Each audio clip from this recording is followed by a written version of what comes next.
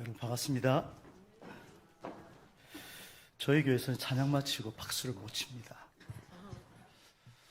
예배는 하나님께 드리는 거지, 물론 박수도 하나님께 드린 줄로 믿습니다만은 우리가 목적과 연유와 까닭 없이 행하는 그 행동 속에 성경적으로 보면 하나님을 경멸하고 멸시하는 행동이 있다는 것을 기억해 주십시오. 오늘 저는 설교 속에서 그러한 부분들을 좀 나누려고 합니다. 제가 더 잘 살아서도 아니고요, 또 저희 교회가 특별해서도 아닙니다. 하나님이 특별하시고 하나님이 길이시기 때문에 길과 진리와 생명이 되신 주님을 흘려보내는 자리가 이 강단이기 때문에 무거운 책임감과 또 고통을 통감하면서 설교자로 이 자리에 섰습니다.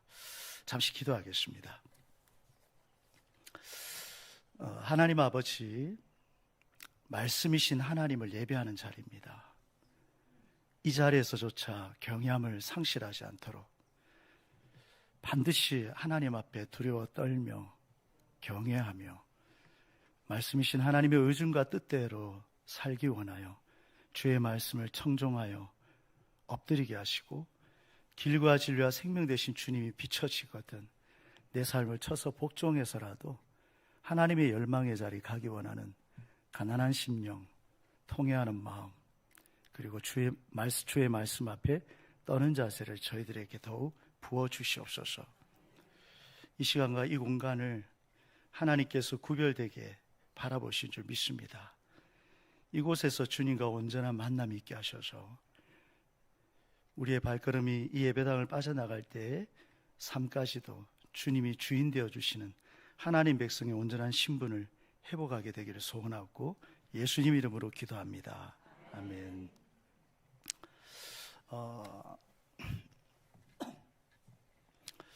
오랫동안 서울대학에서 교수 활동을 하셨던 손봉호 교수님이 이제 기독교 윤리 실천 운동을 하시면서 이런 유명한 말을 남기셨죠.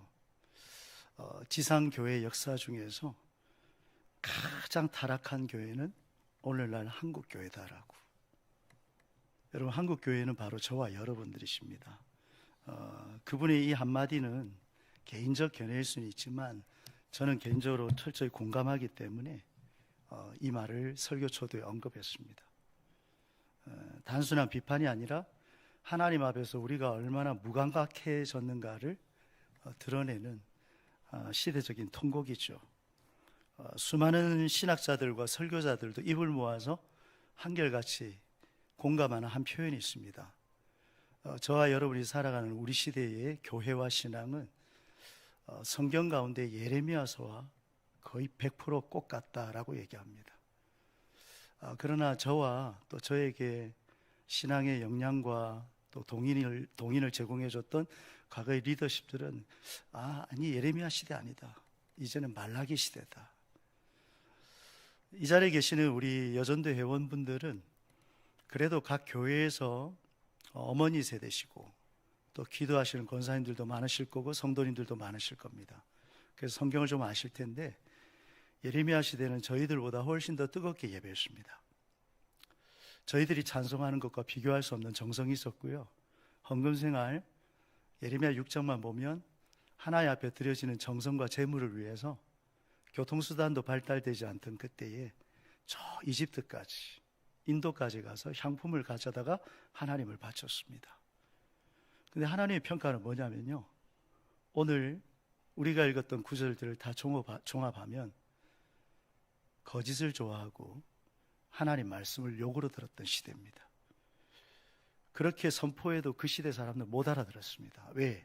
지극정성으로 열심히 그렇게 교회와 가정과 하나님을 섬긴다고 생각했거든요. 왜 몰랐을까요? 우리 신앙에는 반드시 길이 있거든요. 철새도 겨울을 보내고 봄날 날아가는 길이 있고요, 물고기도 바다의 길을 따라 움직이듯이 우리 신앙도 우리 생각과 우리 소견과 전통이 아니고요, 선명하게 살아계신 하나님의 길을 성경에 새겨 놓았고 성경을 봐도 모릅니다. 바리새인들은 길을 몰랐거든요. 하나님을 알고 사랑하는 그 열망 가운데 설 때만이 길이 보여지거든요. 그래서 그 길대로 하지 않음으로 인해서 타락했던 시대가 예레미야인데, 제가 말씀드렸잖아요. 말라기 시대라고. 그건 제 개인적인 견해지만 진짜입니다. 이제는 우리 여전도 연합회 회장님들이 공통적으로 하신 말씀이 있어요. 안 모인다고. 회장님 맞죠? 예, 안 모입니다. 모여서 뭐 하는데요? 여러분 모여서 뭐 하시는데요? 모여서 뭐 하시는데 오늘 2부 순서로 성경 퀴즈 있다면서요? 지난해 제 기억에 저희 교회에서 원래 하실 때 중창 경영대인가 있었는데 제가 설교를 1시간 가까이 했죠. 연습을 내야 되는데 못했다는 몸짓도 보였고요. 여러분 왜 모이세요? 죄송하지만 하나님을 찾고 구하는 것 외에 그 모든 것은 부가적인 것입니다. 주객이 전도된 시대, 그게 말라기 시대였고요. 그 의식조차 모양조차도 껍데기조차 시들어가지고 모이는 것도 싫고 드리는 것도 싫고, 예레미야 때는 정성을 가지고 하나님께 바쳤다면 말라기서를 읽어보시면 눈먼 거 젖는 거 병든 거 바쳤습니다. 여러분 우리 세대에 세계적인 선교 동원가가 선교 대회 때 이런 말씀 하시대요. 한국 교회 성도들이 그래도 서구 구라파에 비해서는 뜨거운데 한국 교회 성도들이 11조 생활만 제대로 해도 세계 선교 자금은 부족함이 없을 거라고. 말라기 시대라니까요. 말라기 시대입니다.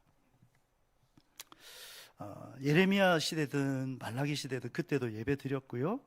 성전도 있었고 제사가 끊이지 않았습니다. 그러나 그 자리에 하나님이 안 계셨어요. 교리와 지식으로는 하나님 우리 가운데 함께 하신다 하지만 실존하시고 현존하신 그 하나님에 대한 어떤 떨림도 없고요. 감각도 없고요. 여러분 우리가 하나님 앞에 찬송하고 있었거든요. 여러분 하나님을 감각하셨습니까? 그러면 하나님을 감각하고 느끼고 누리면 무엇이 우리에게 부어지냐면, 첫째는요, 하나님을 더 알게 되어집니다. 내 옆에 한 존재가 앉아있으면 그 사람이 오늘 아침에 어떤 음식 먹은 것까지 안다니까요. 트럼 한번 쫙 하면요, 이분이 어느 공간을 스쳐 지나는지 압니다. 향기가 나니까. 하나님께서 실제 우리 가운데 함께 하신다면, 우리가 거듭난 자라면 하나님을 아는 지식이 부어집니다. 사랑이시며 겸손이시며 영광이시며 권위이신 그 주님 앞에 경거망동할 수 없어요. 하나님이 가리워지니까요, 예배드리고 싸우고요, 예배드리는데도 미움과 다툼과 후욕이 있고요, 설교자에 대한 판단과 정죄, 설교자는 회중에 대한 후욕이 넘쳐나는 시대가 우리 시대입니다. 하나님이 가리워져 있거든요. 겉으로는 예배하지만 하나님이 우리 가운데 함께 하시면 뭐가 보여질까요? 하나님의 목적과 열망이 우리에게 비춰집니다. 지금 2025년 11월을 살아가는 우리를 향한 하나님의 열망, 이 시대 교회와 신자들을 향한 하나님의 애통과 눈물, 뭔지 알게 되었습니다. 그 사람이 예레미야였습니다. 하나님께서 실제로 우리 가운데 함께 하신다면 뭘 알게 되었을까요? 앞서 소개해드렸던 하나님의 길입니다. 우리 방법으로 예배하지 않고요, 우리 방법으로 찬양하지 않습니다. 익숙한 전통과 관행대로 안 하고요, 하나님께서 어떻게 찬양받기 원하시나, 그래서 말씀을 찾고요, 비추임 받습니다. 저희 성도님들과 계속 나누고 있지만 성경은 무엇보다도 예배를 향한 하나님의 열망이 있는데, 이 예배조차도 관행과 전통에 사로잡혀서 성경 속에 하나님의 길이 무엇인지를 알지를 못하는 거예요. 왜 그럴까요? 첫째는요, 하나님 떠나 있어요. 하나님이 가리워져 있어요. 성경을 갖고 있는데. 고작 조금 얘기할 수 있다면, 예, 영과 진리로, 신령과 진리로. 그럼 그 의미가 뭐냐고 묻거든요. 몰라요. 여러분, 이게 뭐예요? 십자가가 교회 종탑의 액세서리인 것처럼 성경 속의 진리가 액세서리처럼 되어 있습니다. 목걸이 반지로 십자가를 해놓을 수 있지만 우리의 삶에 자기를 쳐서 내 안에 진짜 의가 되신 주님이 나타나기 위하여 나는 가리워지는, 나의 공로 없습니다, 주님만. 그런데 교회들마다 다 공로패 있죠. 십자가 액세서리라니까요. 있잖아요. 여러분 누가 슬퍼하실 것 같습니까? 내가 그러라 했디? 이럽니다. 예수님께서요. 마찬가지로 성경 속의 소중한 진리도 우리가 머리로는 교리로는 다 알고 있거든요. 뭔지를 모르는 거예요. 그래서 예배를 영과 진리로 드리지 않고 전통과 관행에 따라 드립니다. 여러분, 이것이 얼마나 심각한 줄 아세요? 예레미야 시대가 그랬고요, 말라기 시대가 그랬습니다. 예레미야서 7장을 보게 되면 신출내기 선지자 예레미야가 오늘날로 따지면 교회를 출입하는 성도들 앞에 떡하니 서가지고 이것은 교회가 아니다, 교회가 아니다, 교회가 아니다라는 말을 선포합니다. 왜냐하면 그 당시의 선지자들, 우리는 거짓 선지자를 알고 있는 그들이 많은 유다 백성들 앞에 선포하고 설교할 때 어떻게 했냐면, 여길 바라고 하나님의 성전 아니냐고, 여호와의 성전 아니냐고 예루살렘 성전을 향하여 그렇게 선포했거든요. 3번씩. 유대인들에게 3번은 강조법, 분명한 확신을 심기 위한 거죠. 그런데 반대편에 예레미야는 성전 아니라 했어요. 우리요, 이 자리에 계신 모든 성도님들은요, 예레미야가 참선지자란 거 압니다. 그런데 왜 참선지자인지 알고 계세요? 그 당시 거짓 선지자들은 다윗 언약에 기초해가지고 하나님께서 다윗에게 약속하셨거든요. 그리고 율법을 통해 약속하셨어요. 출애굽기 29장을 통해서 이 제단을 통해서 내가 너희들 가운데 만날 것이고 영광으로 임할 것이며 너희들 가운데 거할 것이고 너희들 가운데 운행하고 지도할 것이라고. 그래서 결국 제사를 통하여, 그 제단을 통하여 실존하신 하나님의 그 임재 앞에 엎드릴 수밖에 없는 것이 우리 예배의 동류는 아니지만 근원이 될 수 있는 제사제도의 핵심입니다. 물론 십자가지만 제사는. 여러분, 우리에게 이 원례가 있다는 것은 결국 예배의 자리에 나온 건데요, 마찬가지로 영광이신 하나님 앞에 압도당하고 우리 가운데 거하신 하나님의 운행하심을 누리고, 그래서 조금 전 말씀드렸던 하나님 그분의 성품과 그분의 목적과 그분의 길이 뭔지를 깨달아 알며 우리를 만나주시는 인격이신 주님으로 인한 회복을 누리고 내 삶과 교회와 신앙을 향한 하나님의 길을 이끄시는 그 지도하시는 하나님 만나러 이 자리에 온 거잖아요. 그런데 금송아지 예배자들처럼 예배가 길고 짧은 건 관심이지만 하나님에 대한 만남, 하나님에 대한 인식은 거의 드물고 가려진 채, 우리 성도님들은 안 그러시겠지만 관행적으로 이부 순서에 더 관심이 있다면 그것은 사꾼 목자만큼 위험한 사꾼 성도가 되는 것입니다. 예레미야는 여호와의 전이라, 여호와의 전이라, 그건 거짓말이라고. 그건 거짓말이에요. 왜? 원래 여호와의 전이 존재했던 건 앞서 소개해드린 대로 영광이신 하나님이 자정하시는 곳이었어요. 거하시고 만나주시고 운행하시고 말씀으로 지도하시는 곳이었어요. 그런데 예레미야 시대 유다 백성은 그걸 원하지 않았습니다. 그저 재물을 정성 가득하게 바쳐드리면 내가 복받을 줄로 기대했거든. 내가 이렇게 희생 제물을 바치면 내 자녀들 잘 되니까. 그래서 예레미야서 읽어보면 너희들 등 돌리고 앉았다 그렇게 했어요. 그들 실제로 등 돌리고 제단에 나가지 않았습니다. 제물을 이렇게 바치지 않았다고요. 바로 드렸습니다. 하나님 뭘 보신 줄 아세요? 마음 자세와 태도와 중심을 깨뜨려 보셨어요. 우리 그런 하나님 믿는 분 많이 없습니다. 제가 알아요. 여러분 중에 정말 심장과 폐부를 깨뜨려 보신 하나님을 믿으십니까? 그럼 절대로 뭐뭐 인척 못할 건데요, 절대로 가면 쓰고 다니지 못할걸요. 과거에 어느 설교자께서 이런 얘기 하시대요. 교회 올 때 쓰는 가면, 남편 만날 때 쓰는 가면, 자녀들 볼 때 쓰는 가면, 목사 만날 때 쓰는 가면. 여러분, 그런 가면 쓰는 삶을 뭐라고 하죠? 바리새인의 외식이라고 합니다.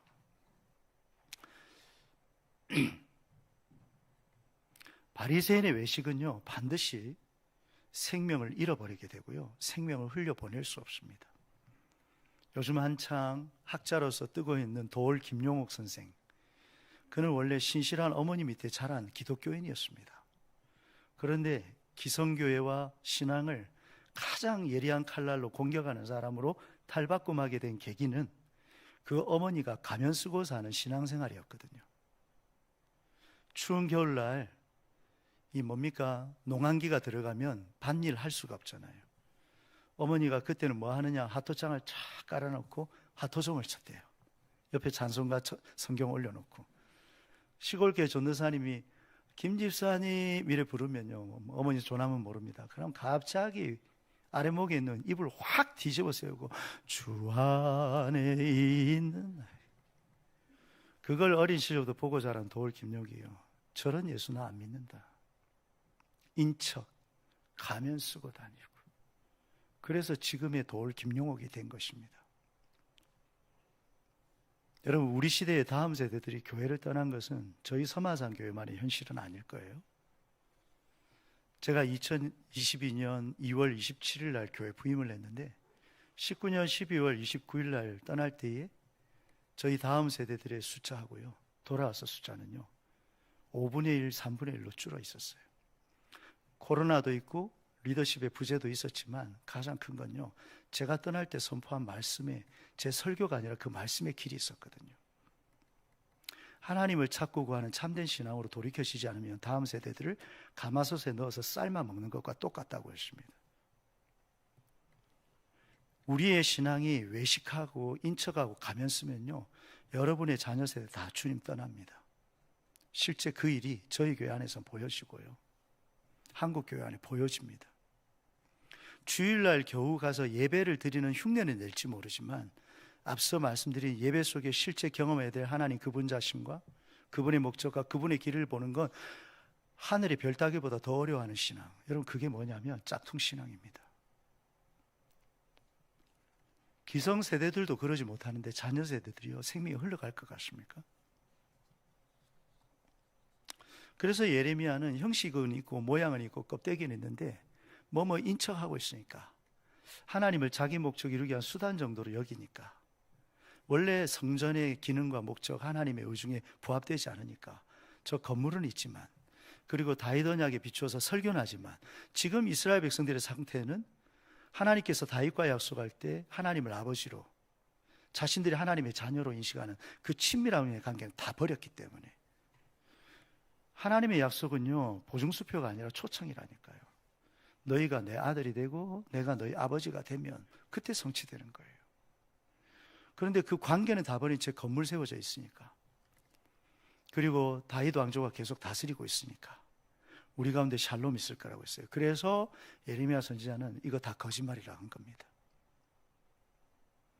저희 교단은 말씀대로 살기 위하여 신사참배를 반대했고요, 말씀대로 살기 위해서 주일 성수를 너무나 율법적으로 해석하다 보니까 당시에 신학계의 거두라고 한 박윤선 박사님도 교단을 떠나는, 그래서 정말 우리는 말씀했던 교단의 후예들이에요.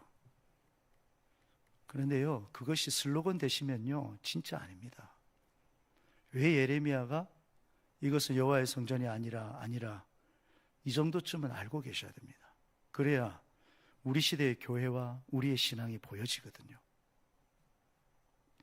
조금 전 손봉호 교수님은 지상교회 역사상 가장 타락한 교회는 한국교회다라고 했는데, 저는 오늘 우리가 살아가고 있는 이 시대를 한마디로 딱 요약하면 오늘 설교 제목 그대로입니다.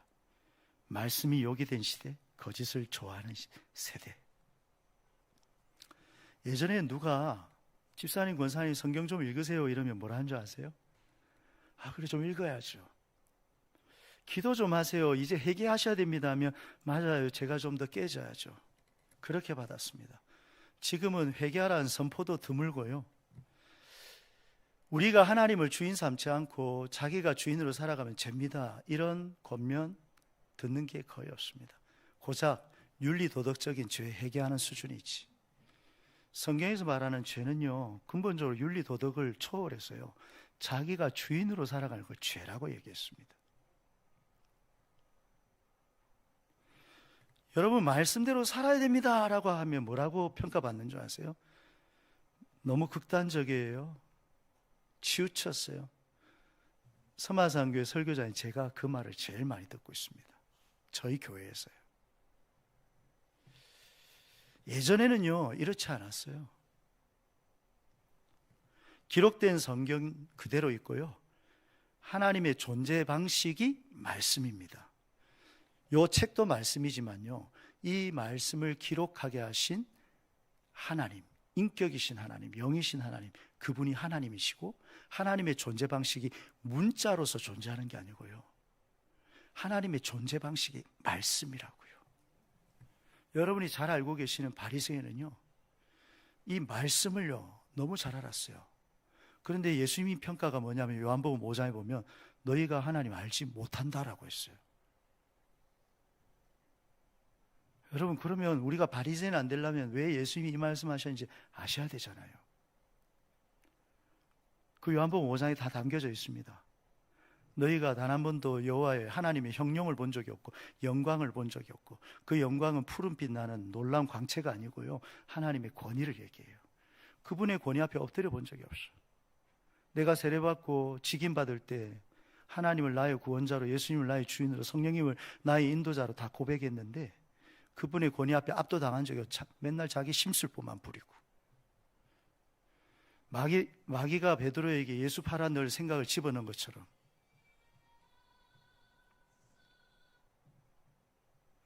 마귀가 베드로에게 예수 팔아 넣을 생각 집어넣은 것처럼 자기 안에 있는 하나님에게 오지 않은 잘못된 성품과 기질과 생각들이 있는데 그걸 꽁꽁 붙들면서 자기 소견에 옳은 대로 행하면서 나는 예수님을 나의 구주로 믿습니다, 이렇게 하고 있습니다. 마음과 생각 주님이 주권자인데 한 번도 주님 안에, 권위 안에 들어가 본 적이 없는 거예요. 바리새인들은. 너희가 그의 음성을 들은 적이 없대요. 성경을 지식으로는 잘 알았어요. 그런데 인격이신 하나님께서 성령님을 통하여 감동 감하셔서 멈춰라, 행하라, 가라. 여러분, 주님을 알지 못하는 비신자와 신자의 삶의 방식이 어디서 차이 납니까? 주일날 교회 오는 거요. 여러분, 오늘날 건물교회 안에 예수 안 믿는 사람이 얼마나 많은 줄 아십니까? 이 강단에서 다 예수 믿는다라고 선포하면 속는 거라고는 저는 잘 알아요. 회심하지 않고 구원의 회개와 믿음이라는 이 구원의 첫 번째 발걸음도 떼지 못한 채 종교생활하고 있는 이들이 얼마나 많은데요. 원래 주님의 몸된 교회는 섭섭병이라는 질환이 없었어요. 목사도 장로도 권사도 집사도 다 섭섭병에 오염이 돼가지고요. 섭섭병이 왜 들죠? 주님보다 자기가 더 높아서 그렇거든요. 그랬다 하면 예수님은 섭섭병 왕자였어야 됩니다. 성경에 있지도 않던 해기망측한 신앙의 형태를 보이면서 내가 구원받았다라고 생각하는 사람이 진짜 많습니다. 저희가 교회에서 토요 신앙의 가치관 학교, 주중 신앙의 가치관 학교를 한참 진행을 했는데 저희 교회 하는 은퇴하신 어르신께서 권사님이십니다. 내가 여지껏 알았던 신앙으로 구원이 아니었다라고 솔직하게 얘기하시더라고요. 저는 목사 안수 받고 회심했습니다. 그게 자랑이냐고요? 예, 자랑입니다. 종교 가운데 있을 뻔했거든요. 여러분, 기록된 성경 그대로 있고요, 하나님의 실존은 변함이 없는데 말씀이신 하나님의 앞에 반응하는 저와 여러분의 기가, 마음이, 중심과 자세와 태도가 얼마나 일그러진 시대인 줄 모릅니다.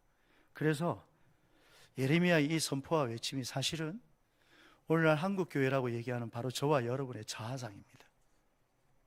예레미야 6장 10절을 제가 다시 읽을게요.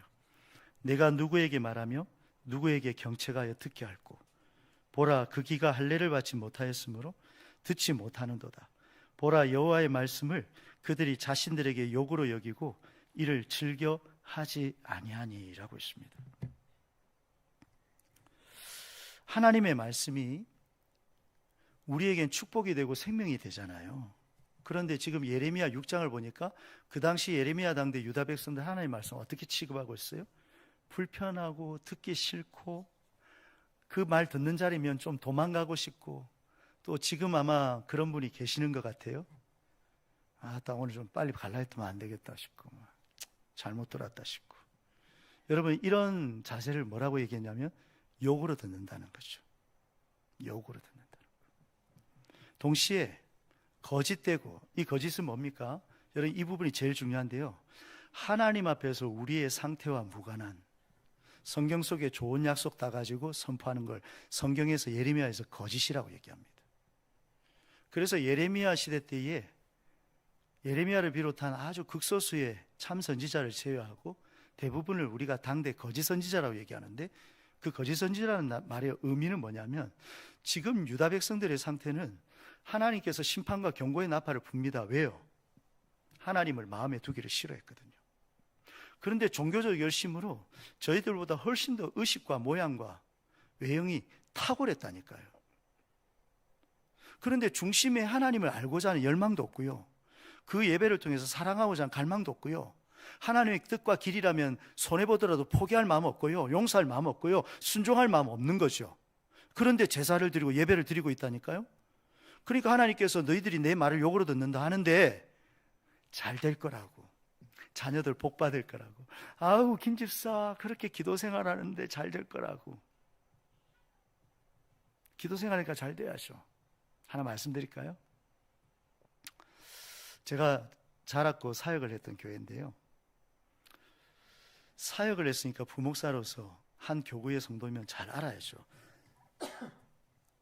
특별히 굉장히 교단에서 영향력이 있는 목사님 권위 아래서 사역을 했는데, 어릴 때부터 자란 교회니까 얼마나 성도를 제가 잘 알겠습니까? 이러면 오늘 설교 2시간 정도 해야 될 겁니다. 저는 항상 설교단에 올 때 전투하는 심정으로 옵니다. 마지막 설교라 생각하고. 이런 자세로 설교하는데 내년에 저희 교회 안 오셔도 됩니다. 오시면 성심성의껏 섬기겠습니다. 근데 하나님을 섬기는 게 우선이라는 사실을 기억하십시오.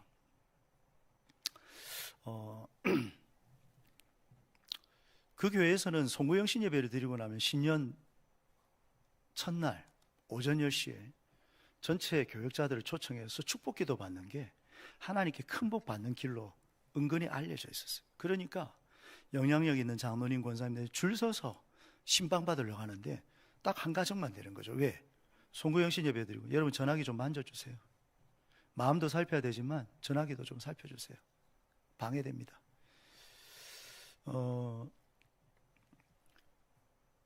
송구영신 예배 마치고 차량 운행하고 뭐 교육자들이 한 15명 되니까 20명 되니까 부산 전역을 다 순회하고 오면 새벽 2, 3시 되니까 쉬어야 되잖아요. 그래서 10시에 딱 신방 한 가정인데, 죄송합니다, 박이 터지도록 경쟁이 있는데 그 해는 한 권사님이 당첨됐어요. 그런데 1월 1일 주소지를 받았는데 제가 알고 있는 주소와 달라요. 번지수만 찍어서 갔는데 세상에 대학가에 있는 로보텔인 겁니다. 제가 좀 놀랐어요. 이분은 교회에서 1년 365일 중에 350일 정도는 교회에서 처리하시는 권사님이십니다. 직업에는 기천이 없다지만, 예, 맞아요, 없어요. 그래서 꾹 누르고 한 담임 목사님 비롯해서 20여 명 가까운 목회자들이 거기에서 전화를 했습니다. 제가 교구장이니까. 어디로 가면 됩니까? 예, 엘리베이터 타고 옥상으로 오라더라고요. 옥상에 가니까 사무실이 있어요. CCTV 있고. 예배를 드렸습니다.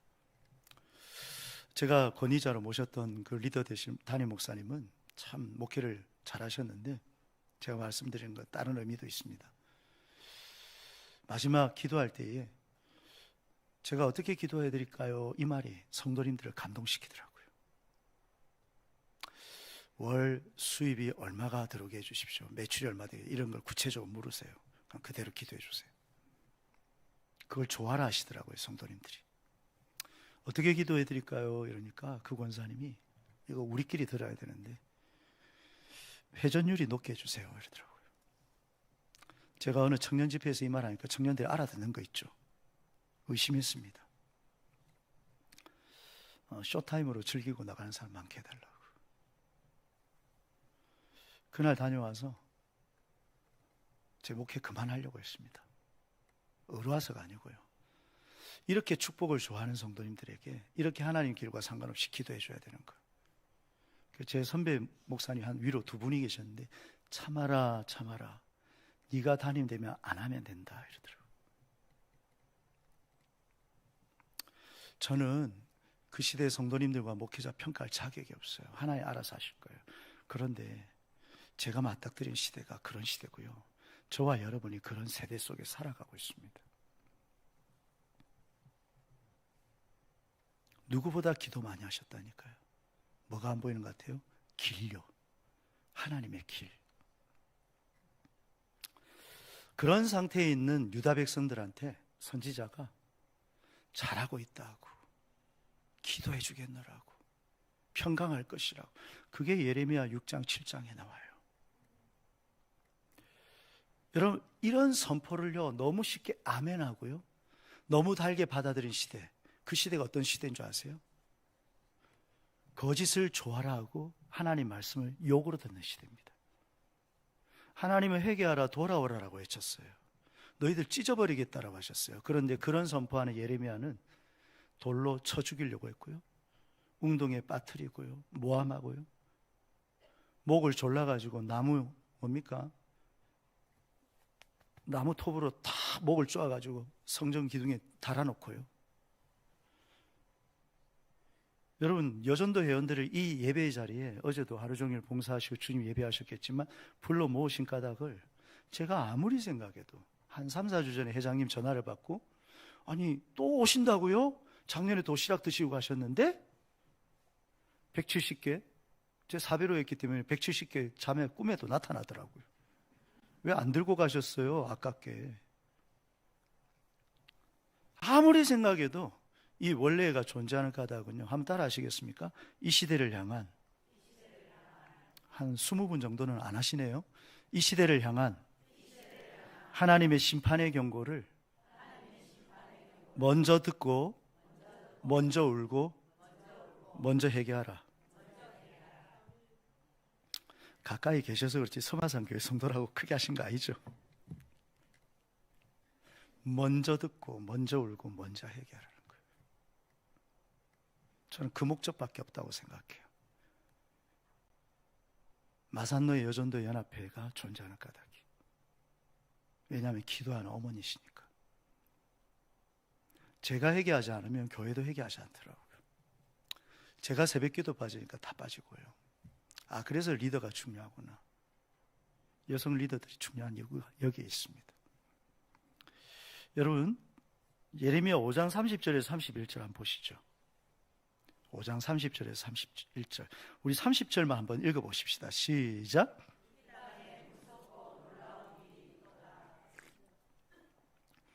무섭고 놀라운 일이 있대요.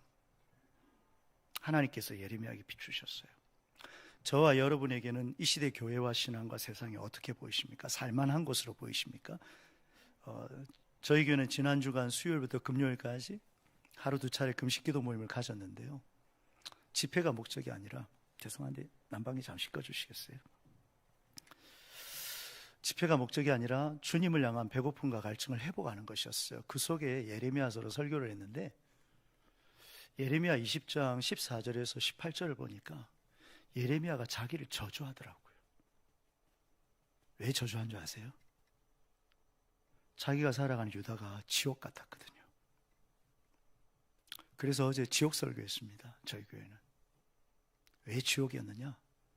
여러분, 지옥은 불못이 있고 유황불이 넘쳐나, 그거 이전에요, 하나님이 계시지 않는 곳입니다. 하나님이 계시지 않는 그 어둠, 하나님이 계시지 않는 그 생명력이 가려진 처절함, 그걸 예레미야는 성전에서 맛봤거든요. 근데 다른 사람들 아무 문제 없이 제사 예배 생활하고 있는 거야. 근데 자기는 하나님의 임재가 끊어지니까 죽을 것 같아.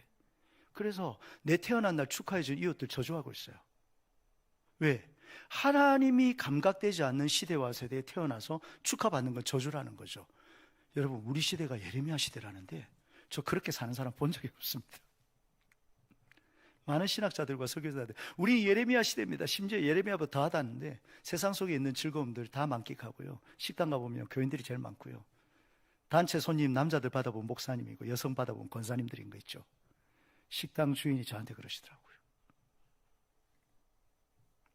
다 껍데기 모양 속이는 거예요. 말로만, 하나님 믿습니다 하듯이 말로만 예레미야 시대 하더라고요. 왜 이 땅에 무섭고 놀라운 일이 있습니까? 31절에 보세요. 선지자들은 거짓을 예언하며, 이거 뭐냐면 거짓을 말하는 설교가 있기 때문입니다. 지금 마음 상태와 마음밭에 이런데 잘 될 거라고, 여러분 하나님 은혜가 있을 거라고 지금 찢고 벗고 다투고 있는데, 목사와 장로가 싸우고 있는데도 하나님께서 은혜로 함께 하실 것입니다. 그 하나님께서 지금 깨 부수고 있는데 지금 그러면 안 된다고 얘기하실 하나님인데, 그런 상태에 다듬어서 좋은 이야기만 하면, 여러분 그게 성경에서 거짓이라고 얘기했어요. 그 다음에 보세요. 제사장들은 자기 권력으로 다스리며 권력을 휘두른 종교 지도자들이 있답니다. 여러분 이것은 주로 목사와 장로들 이야기죠. 부목사 때는 안 그랬는데 말이야, 담임 목사는 되니까 확 달라졌다면서. 제가 최근에 그 이야기 들었거든요. 그 이야기를 하시는 분의 중심을 제가 헤아려 보니까 제가 속으면 안 되겠더라고요. 저는 교회를 사익을 취하는 처소로 생각해 본 적 단 한 번도 없습니다. 여전도 연합회 원래 사례 안 받습니다. 저희 교회에서 사례 받지. 다른 분은 모르겠고요. 저희는 장래 결혼하면 촌지 없습니다. 형제자매, 저의 형제자매 장래와 결혼하는데 어떻게 설교비를 받아요? 제 가족인데. 저희 사역자들도 혹여나 물질을 받으면 헌금으로 집어넣어서 공적으로 집행하게 했습니다. 저희는 재정 되도록이 못하게 했어요. 그 대신 밭을 가는 소의 입에 망 씌우지 말라고 했다고 저희 사역자들의 형편을 교회가 충분히 고려해 주고 있습니다. 제가 왜 이러는 줄 아십니까? 이 담임 목사 자리가 권력되지 않기 위해서.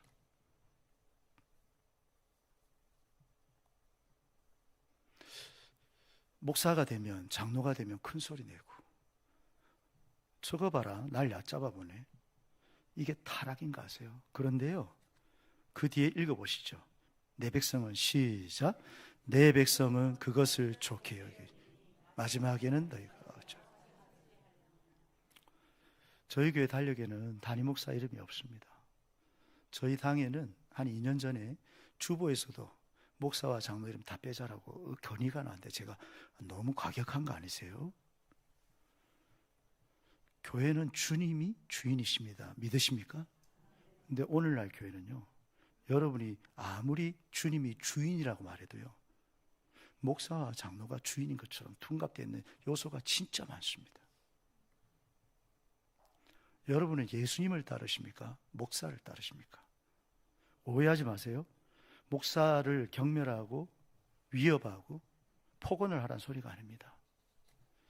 권위와 질서 속에 들어가셔야 돼요, 여러분. 그걸 엘리 제사장 시대 때도 사무엘과 같은 하나님의 사람 나왔어요. 들어가세요. 그게 보호받는 길이고 하나님께서 여러분의 성품과 기질을 다루시는 길입니다. 이건 영적 비밀입니다. 좀 잘난 맛에 막 권위자들, 리더들 후욕이나 하고 다니고요, 여러분 안에 성경적으로 보면 축복이 줄줄 새 나갑니다. 제가 저주하고 악담하는 게 아니고요, 그게 영적 비밀입니다. 다 성경에 새겨져 있습니다. 시간 내서 압축해 드리는 거죠. 그걸로 오랫동안 다루심 받았습니다. 그럼에도 불구하고 우리는 누굴 따라야 되는 줄 아세요? 분별하면서 존중은 하되 사람 리더는요, 최종적으로 그리스도 한 분만 따르셔야 됩니다. 목사의 팬들은 넘쳐나는데요, 예수 팬들은 잘 없어요. 희한한 거 아세요? 그래서 예레미야 시대라는 겁니다. 거짓 선지자들을 따랐지만 참 선지자를 볼 수 있는 분별이 가려진 까닭이 뭔 줄 아세요? 예수님을 사람 리더만큼 따라야 되는데 예수님을 감각하지 못하니까 사람 리더를 예수의 자리에 딱 놔두는 거예요. 저는 이 강단에서 성도님들한테 선포하는 자리 외에는 거의 잘 안 나타납니다. 첫째는 설교가 너무 많고요, 그 준비하기도 벅차고, 또 제가 성도님들 만나고 이렇게 다녀보니까 제가 감당이 안 되는 거예요, 체력이. 일주일에 많게는 15편 하고요, 강의까지 있으니까. 저희들에게 부사역자지만 저한테 담임 목사라 부르지 말라 하거든요. 저하고 같은 동력자니까. 말 안 해도 담임이란 거 알아요. 이분들이 저의 손과 발로 같은 마음으로 섬겨주고 계세요.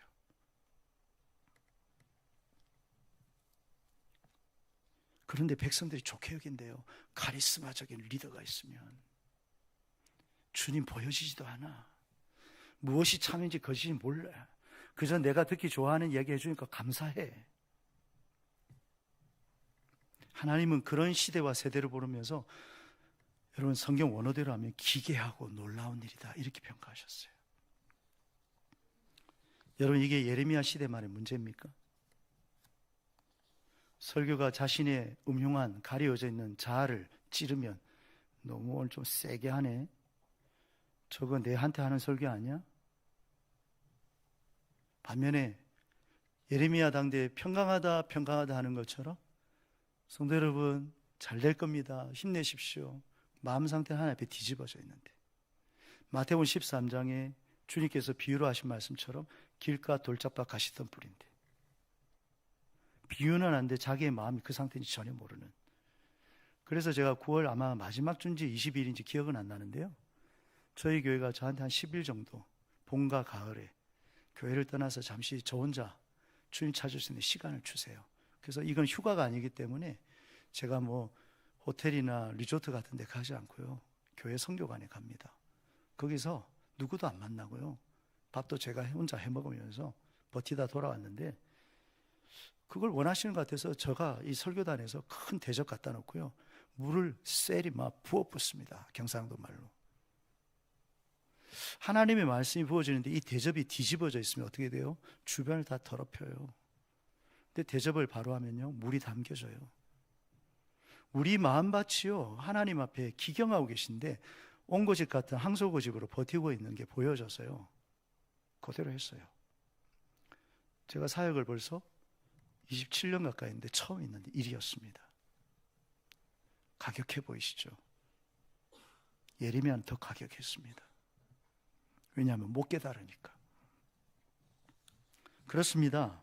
왜 무섭고 기괴하고 놀랍게 보셨느냐? 한마디로 선지자는 거짓을, 제사장은 자기 권력을, 그런데 사람들은 그걸 좋게 여겨요. 제가 직접 들었어요. 야, 한 목사 저렇게 가만두면 되겠냐고. 장로쯤 되면 좀 공격해서 방해해야 되는 거 아니냐고 그러고 있더라고요. 제가 처음 부임하니까. 예레미야 시대거든요. 여러분 교회는 안전하십니까? 장로 권력이 그런 거였어요? 목사 권력이 교회를 마음대로 휘저어도 되는 권력이었습니까? 선포하라는 자리인데. 저희 노예 안에 그런 일 많아요. 그런데요, 이 기괴하고 무서운 일들을 선포하는 경우가 있는 줄 아십니까? 잘 될 거라고. 두 번째는요, 왜 하나님께서 무섭고 기괴하고 놀라운 일로 생각하셨냐면, 예레미야 6장 10절을 보십시다. 같이 다시 읽어보십시오. 시작. 다시요, 다 같이요. 시작.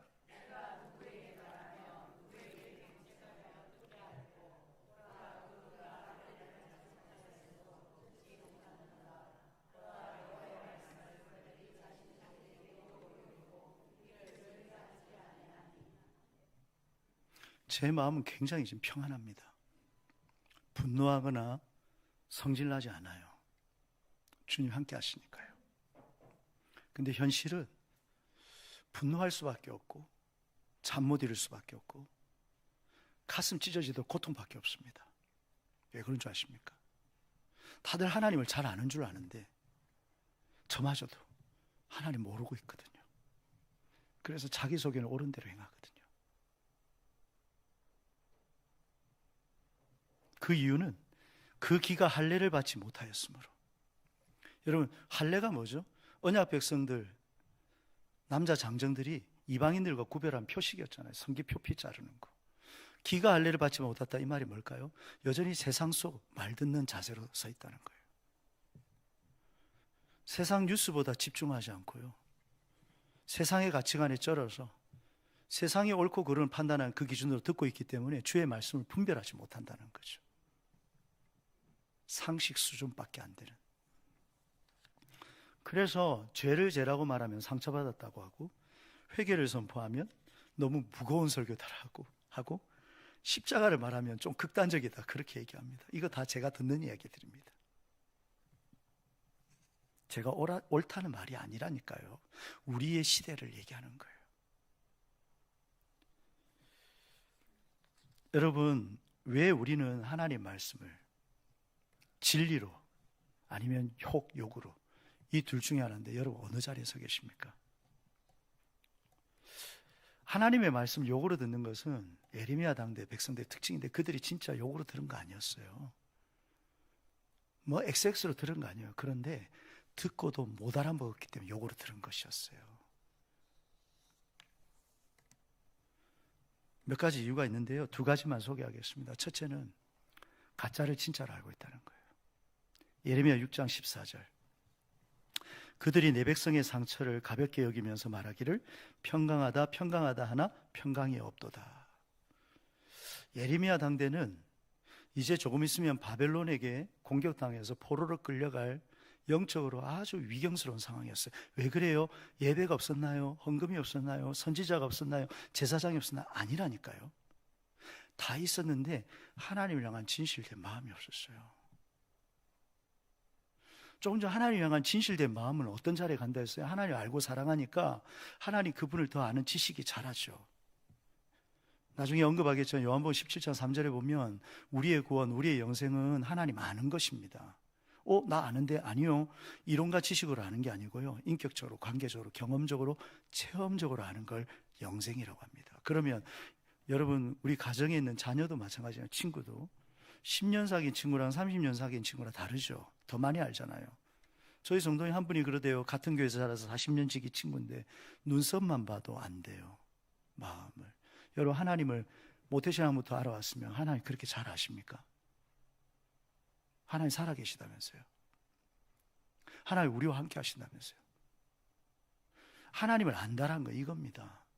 세월이 더해가면 아는 지식이 자라듯 하나님을 아는 게 자라는 거, 그게 구원인데 실제로 직임과 직분을 받았는데 성품만 못돼지기 시작하는 거예요. 교활해지기 시작하고 인척, 여러분 그게 바리새인이었어요.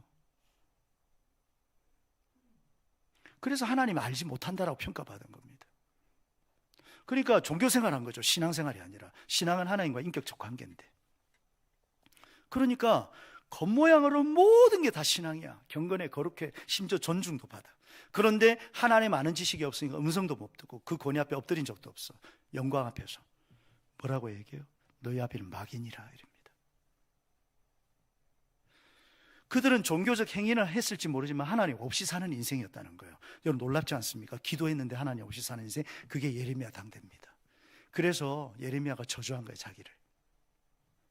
말로는 입술에 하나님 달고 사는데 하나님 없어. 실제로는 감각이 안 돼.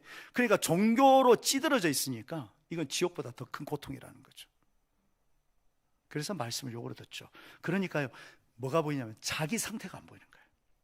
실제로 그들은 하나님을 떠나 있었고 하나님 버린 거예요. 사실은 종교적 의식과 모양이 있지만 마음이 없기 때문에.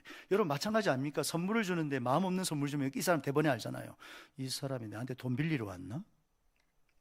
한 표 찍어달라고 왔나? 다 알잖아요. 마음이 없는 선물 어떤 의도로 하는지.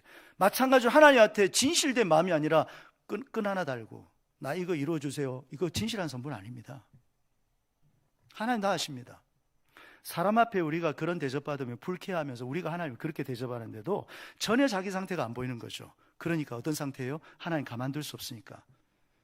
징계가 없으면 사생자라 했잖아요. 징계하시는 거예요. 어떻게? 바벨론을 채찍 삼아서.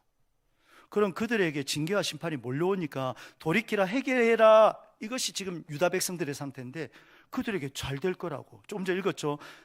그들이 내 백성의 상처를 가볍게 여기면서, 옛날 개혁 성경에 심상히 여기면서, 별로 대수롭지 않게 여기면서 신방을 갔는데 지금 하나님 떠나 있는데 종교적 의식과 모양밖에 안 하는데 실제로 주일날 교회 오는 성도들도 드문 거 아세요?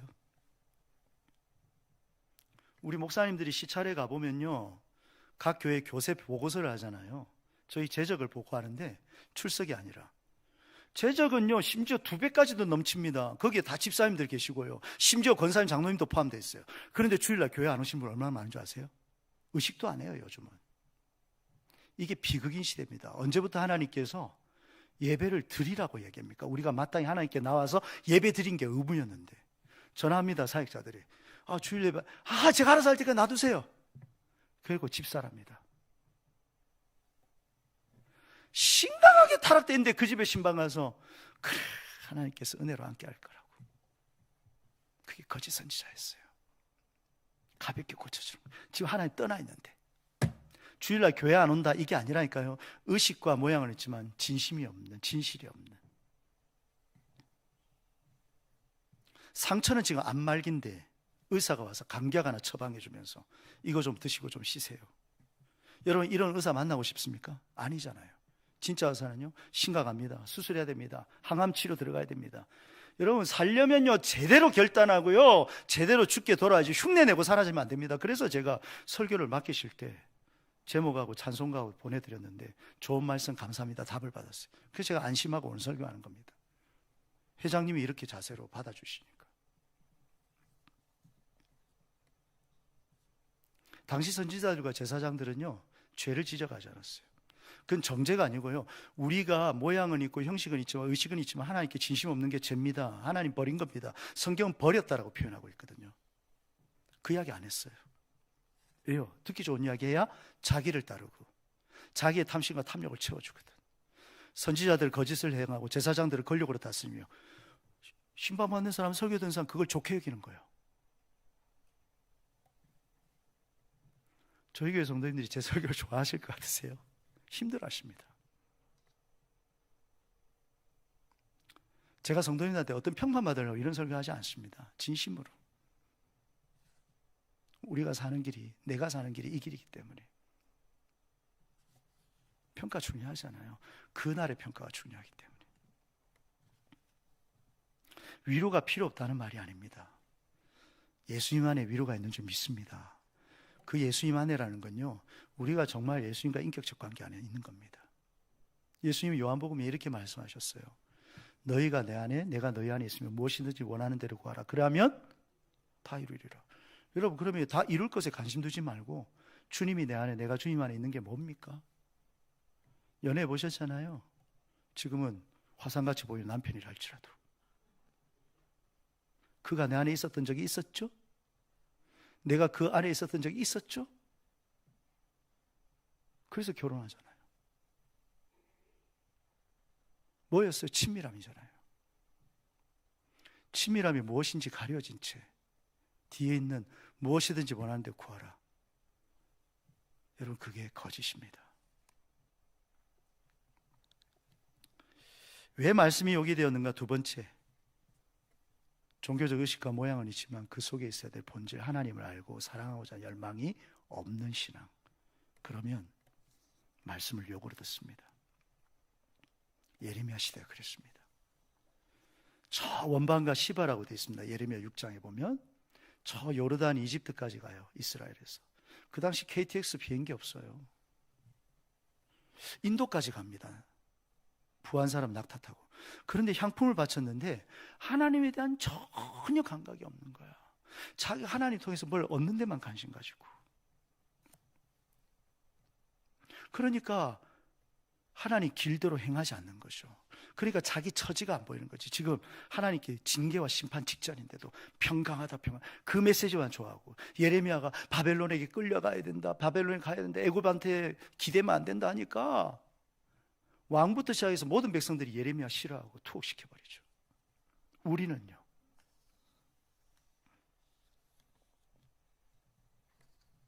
제가 준비한 것보다 3분의 1로 줄여서 나눌게요. 참 신앙은요 주님 안에 거하는 것입니다. 저는 저희 성도님들에게 이렇게 한번 나눠봤어요. 요한복음 15장 4절에서 5절에 보면 가지가 포도나무에 붙어있지 아니하면 스스로 열매를 맺을 수 없음 같이 너희도 내 안에 있지 아니하면 그러하리라. 여러분 우리에게 열매가 없으면 불에 던져 살라버리십니다. 그 열매는 뭘까요? 하나님께서 내 안에 내가 하나님 안에 있음으로 인한 하나님께서 뒷받침하시는 그 분명한 하나님의 일하심의 열매. 이게 처음 들으시면 좀 난감하고 어려우실 수 있습니다. 왜냐하면 기본적으로 신앙에 대한 이해를 다르게 갖고 있으면 어려울 수 있어요. 신앙을 몇 가지 종교적 모양하는 것으로 주일날 교회 오는 것으로 직인 직분 감당해서 하나님을 위해서 뭘 잘 감당하는 것으로 예 맞습니다. 그런데 그거는요 항상 후순입니다. 신명기 30장 보십시오. 신명기 전체 보십시오. 사랑하라 했고요.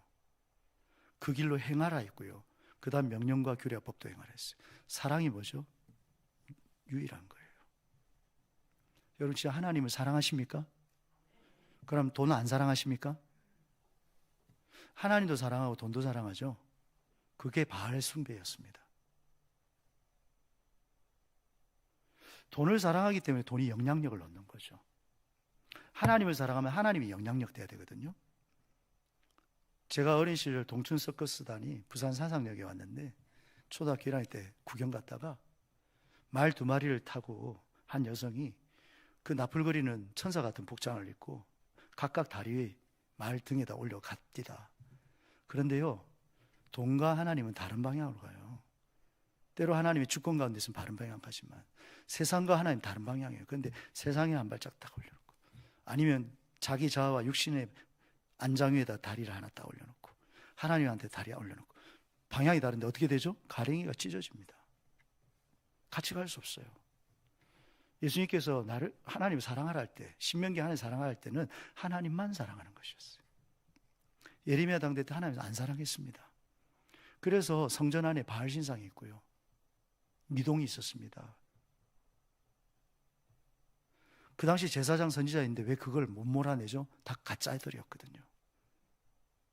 덮어놓고 잘 될 거라고, 죄를 지적하면 싫어하니까. 하나님 안에 가는 게 뭐냐면, 저는 이렇게 설명했고 이해했습니다. 엄마 뱃속에 있는 태아가 아직 나올 때가 안 됐는데 나오면 위험하잖아요. 그래서 탯줄로 감겨져 있잖아요. 그 아이에게 탯줄이 끊어지면 어떻게 돼요? 그 자리 죽는 거예요. 엄마 뱃속에서. 엄마 뱃속에 있는 태아가 주님 안에 있는 우리고요, 내 안에 주님이 있다는 게 그 태아의 심장에서 팔딱팔딱, 태아의 장기에서 팔딱팔딱 아주 작은 심장, 그거는 엄마에게 이식된 거잖아요. 사실은 탯줄을 통해서. 그게 내 안에 계신 주님이더라고요. 우리요, 이 땅에 있는 동안 주님 잘 모릅니다. 그래서 바울사도는 거울을 보는 것이 희미하다고 했어요. 하나님 아는 지식이 막 부어져야 되는데 그건 희미한 거예요. 왜? 우리가 엄마 뱃속에 있는데 엄마 뱃속에 있는 아기가 엄마를 볼 수 있나요? 못 보잖아요. 그래서 바울사도가 뭐라고 했어요? 그날에는 얼굴과 얼굴을 마주해 볼 거라고. 언제요? 영원한 영광의 나라에서. 우리가 이 땅에서 성경을 보고 성령님이 조명하시고 비추신다 할지라도 하나님 맞습니다 해도요, 그거 희미한 겁니다. 그런데 탯줄이 끊어지면 아이가 죽는다는 그 절박한 심정으로 아이는 반드시 엄마 뱃속에 있어야 되는 것처럼 나도 하나님 안에 있어야 내가 삽니다라는 절박감은 반드시 어느 자리로 가게 하는 줄 아십니까? 하나님 찾는 자리에 갑니다. 그걸 시편 기자는 하나님 얼굴을 구하는 삶이라고 얘기했습니다. 얼굴은요, 하나님 얼굴이 있단 말이 아니라 하나님 존재 자체를 얘기하는 거예요. 하나님 그분 존재 자체를 더 알게 하여 하나님이 내 곁에 내 안에 함께 계시면 감각하게 하여 하나님을 찾고 구하고 바라보고 생각 아닙니다. 예수님 바라본다고 했습니다. 우리의 눈을 열어 주를 보게 하옵소서. 그런 절박감으로 살아가는 것이 진짜 신앙입니다. 종교적 의식과 모양은 하지만 하나님께서 이 시간 이 공간에 우리에게 무슨 말씀으로 함께하고 계신지, 나에게 지금 어떤 마음을 갖고 계신지, 우리 시대의 교회와 신앙을 향하여 어떤 애통과 눈물을 갖고 계신지 전혀 모른 채 캐스라세라 모이면 잘 먹어야 되고, 이 교회는 저거 주더라, 저 교회는 저거 주더라. 하나님을 만난 얘기는 없단 말이에요. 하나님을 만난 적이 없다는 이야기죠. 예배는 하나님 만나는 건데, 제가 우리 성도님들에게 화내는 게 아니고요, 하나님의 의분을 나타내는 몸부림을 쳐보는 것입니다.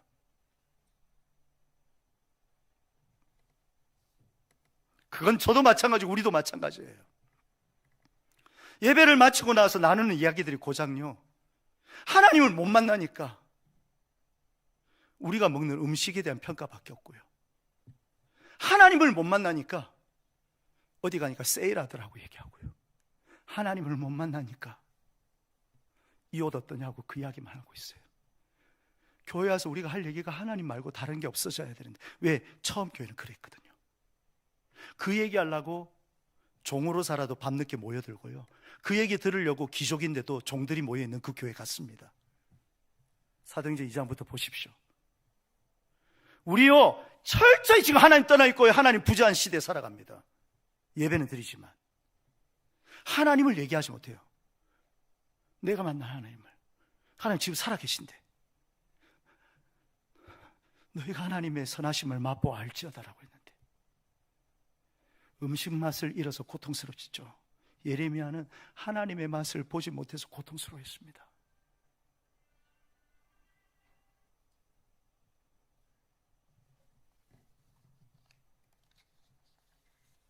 우리 신앙은 하나님과 인격적 관계입니다.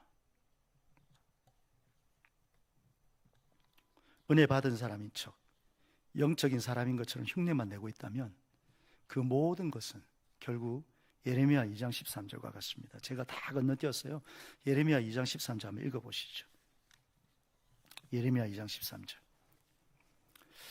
저 자막으로 준비되어 있습니다. 함께 읽겠습니다. 내 백성이 두 가지 악을 행하였나니 곧 생수의 근원되는 나를 버린 것과 스스로 웅덩이를 판 것인데 그것은 물을 가두지 못할 터진 웅덩이니라. 예레미야서 전체를 보면 예레미야 당대 유다 백성들의 죄악을 이 구절로 지적하고 있어요. 두 가지 핵심적으로. 그럼 좀 알아놓으시면 좋겠죠. 첫째는 생수의 근원 대신 하나님을 버렸대요. 이해가 안 되죠. 그 지극정성으로 향품을 갖다 바쳤는데 버렸대요. 그러면 하나님께서 버렸다는 의미는 뭔지 아십니까? 주일날 교회 온다고 하나님 얻는 거 아니라고요. 와도 버렸을 수 있다는 거죠. 뭐냐, 제 안에 물이 있는데요, 저희 강단에 물은 항상 제가 뜹니다. 왜냐하면 이런 수고를 하는 것도 중요하지 않더라고요. 성도님들이 더 주님 바라보시라고. 한 권사님이 건의해 주셨는데 저는 맞다고 생각해요. 내가 마실 물 내가 뜨면 되잖아요. 이 물컵에 물이 담겨져 있는데 우리 신앙도 지금 원래 하고 있죠? 이 컵이에요. 이 컵에 담겨져 있는 게 뭐죠? 물인 것처럼 하나님을 알고 사랑하는 마음, 하나님과 인격적 관계, 그게 물이라고요. 컵 없이 물을 담을 수 없듯이 물 없는 컵은 의미가 없는 거죠. 그게 신앙의 본질이라고 우리는 얘기합니다. 저희 교회는. 여러분, 생수에 거는 대신 하나님 버렸다는 것은 신앙의 본질 버렸다는 거예요. 그래서 하나님 없이도 예배가 가능하고 성령이 없이도 찬양이 가능하고, 요즘 저희 성도인 가운데 저한테 건의를 하더라고요. AI로 찬양 지으면 안 된다고. AI로 설교하면 안 돼요. 그래서 저희 스태프들한테 살피라고. 여러분들 AI 이용해서 설교하지 말라고. 제가 신신당부합니다. 요즘 그런 시대 살아요. 우리 가공할 수 있고 인공할 수 있어요. 그런데 절대 생명 안 나타납니다. 생명 뭐냐? 주님 일하시는 일. 사람의 카타르시스는 일어날지 몰라도 그게 뭐냐면 조금 전에 말씀드린 대로 은혜 받은 사람인 척 영적인 사람인 것처럼 흉내만 내고 있다가 결국 두 번째 같이 읽어봅시다. 나를 버린 것과 스스로 웅덩이를 판 것인데 그것은 그 물을 가두지 못할 터진 웅덩이. 뭐예요? 두 가지 죄악 중에 하나는 생수에 거는 듯이 하나님 버린 것, 두 번째는 스스로 웅덩이 판 것. 자기 노력과 열심으로 생명이 하나님 가다 담을 줄 알았대. 그게 뭐냐면 AI 시대 특별히 더 조심해야 돼요. 우리가 이렇게 가공해내면, 연습 열심히 하면 하나님 당겨지는 것 같습니까? 천만의 말씀. 마음 자세와 태도인데 겉으로 보기에는 웅덩이처럼 보여지지만, 형식은 그럴듯한 예배 같아 보이지만, 언어는 복음의 언어 같지만, 설교와 찬양도 그럴듯하게 흘러가는 것 같지만 하나님과의 관계가 이 본질인데 여기 없을 수 있다는 거예요. 그게 죄악이었어요. 여러분, 그러면 우리 시대는요, 신앙인 것처럼 보이는 것으로 만족할 수 없는 시대에 우리가 살고 있습니다. 목회하는 것처럼 보여지고, 찬양하는 것처럼 보여지고, 기도하는 것처럼 보여지고, 헌신하는 것처럼 보여지고, 설교하는 것처럼 보여지는 이 거짓에서 돌이켜야만 삽니다.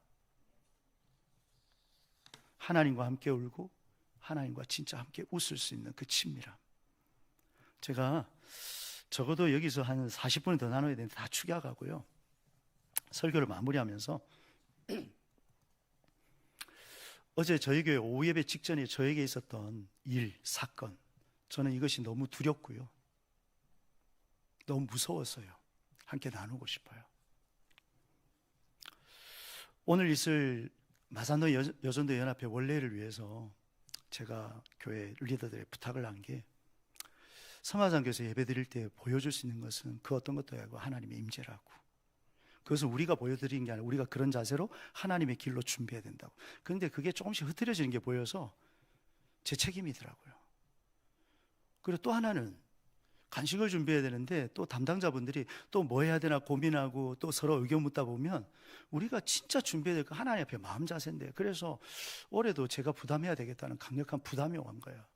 그거는 성도님들이 준 게 아니고 제 스스로 하나님 앞에 분별했어요. 그래서 여러분 하나 여쭤볼게요. 마산에서 단팥빵 제일 유명한 데가 어디입니까? 말씀해 주셔서 감사해요. 제가 말 안 했어요, 강단에서. 마로니에인데요. 나도 이야기했네. 예. 거기에다가 빵을 150개를 주문했습니다. 박스당 5개 들어가는 거 8,000원 해가지고 120만 원. 장로님들도 말리고, 또 우리 또 죄짓는 거 그거 아니라고 내가 좀 책임을 져야 된다고 그렇게 주문을 해놨는데요. 어제 오후 예배 직전에 그 제빵소에서 전화가 온 거예요. 저 전화번호를 입력 안 해놔서 누군지 몰랐습니다. 안 받았으면 큰일 날 뻔했어요. 오후 예배 10분 전에 전화를 받았는데 그대로 읽을게요. 제가 좀 대표님한테 전화가 왔는데, 제가 오늘 이 설교 영상을 대표님한테 드리기로 했습니다. 목사님 죄송한데 이번 방은 출고를 못 하겠습니다. 예? 내일이 행사인데, 그리고 성도님들 준비한다는 걸 제가 막아놨는데 이게 뭔 불벼락 같은 소리예요. 왜 그렇습니까? 하고 여쭸더니 이렇게 말씀하시는 거예요. 목사님, 일반 고객들은 거의 못 느끼실 겁니다. 그런데 저희는 매일 이 빵을 만들고 먹는 사람들입니다. 오늘 반죽 상태는 평소와 동일했는데 발효 온도를 잘못 맞췄는지 저희들은 이 제품을 저희 이름으로 출고할 수 없습니다. 꼭 제품이 필요하십니까? 예.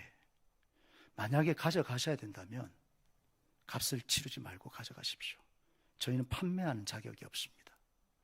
제가 충격을 받았어요. 전화로.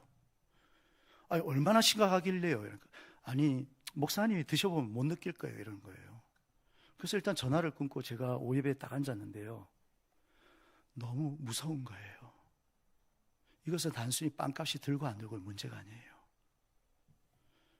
우리 신앙에 대한, 교회에 대한 분명한 하나님의 주권 가운데 일어난 섭리로 보여지더라고요. 그래서 어제 오예배 마치자마자 저희 김 목사님과 함께 그 제과점에 갔습니다. 실제 빵을 먹어봤어요. 목사님과 함께. 솔직히 말씀드리면요, 제가 그 빵을 많이 선물도 하고 신방할 때, 또 최근에 저희 장모님 돌아가셔서 지인들에게 그 선물을 했거든요. 똑같았어요. 근데 억지로 좀 다르다면 사실 잘 모르겠어요. 근데 아마 여기 앉아 계신 대부분의 성도님들도 뭐 별로 똑같은데 하실 것 같아요.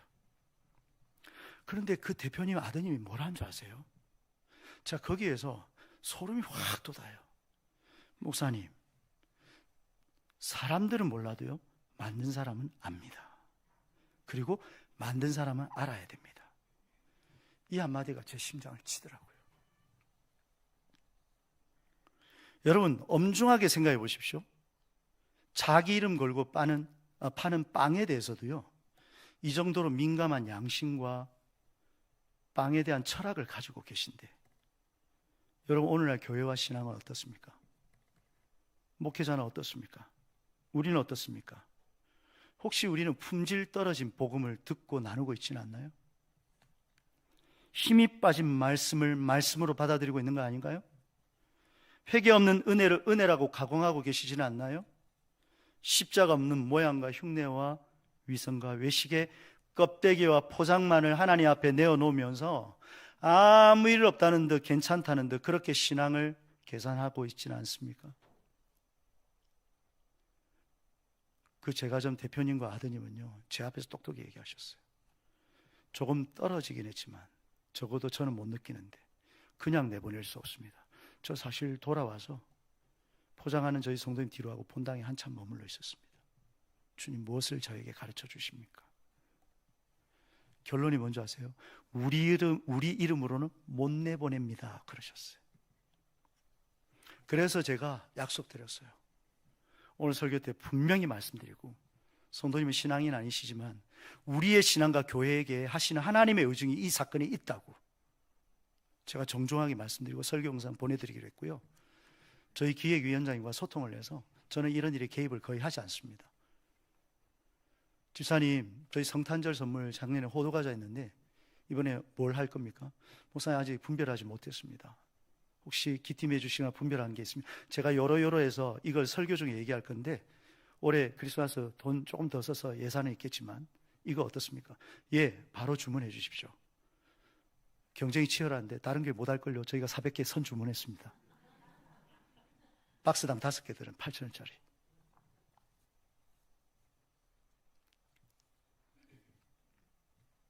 여러분 오늘 돌아가실 때 저희 신앙의 가치관학교 교재를 작년에 이어서 또다시 넣어드릴 겁니다. 거기엔 저희 교회 이름 없어요. 저희 교회 이름보다 중요한 건 주님의 열망과 질투거든요. 안 읽으셨겠지만 한번 꼭 읽어보십사고 다시 드립니다. 거기에 성도들의 헌금이 있었고요. 그 신앙의 가치관 학교를 통해서 내가 사실 지옥 갈 운명이었다는 것을 밝혔던 권사님의 눈물도 있습니다. 믿음의 선배들의 글을 편집한 건데요. 말씀 맺겠습니다. 우리는 이 정도 설교면 됐지 뭐. 이 정도 신앙생활이면 됐지 뭐. 이 정도 회개, 이 정도 눈물, 이 정도 헌신이면 하나님도 이해하시겠지. 혹시 이렇게 생각하면서 하나님의 이름의 명예에 먹칠을 하는 완성도가 떨어진 신앙, 진리가 희석되어진 말씀을 나누거나 듣고 있으며 참된 진리를 욕으로 듣고 거짓을 좋아라 하는 세대와 시대의 한복판에 계시지는 않습니까? 사랑하는 여러분, 제가 어제 겪었던 조그만 일상이지만 이 단팥빵 이야기는요, 결국 어떤 질문으로 저와 여러분에게 돌아오느냐 하면 빵을 팔고 나누는 장사도 먹는 사람은 몰라도 만드는 사람은 알아야 한다라고 얘기하고 있는데 하나님을 믿는 우리는 진짜와 가짜를 구분하는 양심이라도 갖고 있습니까? 적어도 내 신앙에 대해서. 설교도 예배도 봉사도 헌신도 사람이 모르면 괜찮은 수준으로 하는 것이 아니라 하나님 앞에서 부끄러운 수준으로 내어놓고 있지는 않습니까? 이 질문 앞에 서면 우리가 지금 얼마나 거짓을 용납하고 사는지, 얼마나 하나님의 이름을 운운하면서 타협을 포장하고 있는지 하나님 앞에 두렵기까지 합니다. 더 이상 나누지 않겠습니다. 여기까지 설교를 마무리하고요. 거짓을 좋아하는 시대, 하나님의 말씀을 욕으로 듣는 세대, 예레미야 시대뿐만이 아닙니다. 예수님 당대였고 오늘날 우리 시대와 우리 세대도 꼭 같습니다. 모처럼 뵙게 되어진 마산노예 여전도 연합회 회원 여러분, 설교 초대에 저는 이 연합회가 존재하는 까닭이 먼저 듣고 먼저 분별하여 먼저 회개하라는 하나님의 초청이라고 했습니다. 사실은 성령께서 우리 가운데 감동과 감화 주실 때까지 계속 기도해야겠지만 시간 관계상 우리 회장님, 사회자님 오실 때까지 우리 같이 비추어진 말씀 속에서 저와 여러분에게 초청하시고 저와 여러분이 알리신 하나님의 길 가운데 우리의 돌이킴과 회개의 고백을 함께 올려드렸으면 좋겠어요. 같이 기도하겠습니다.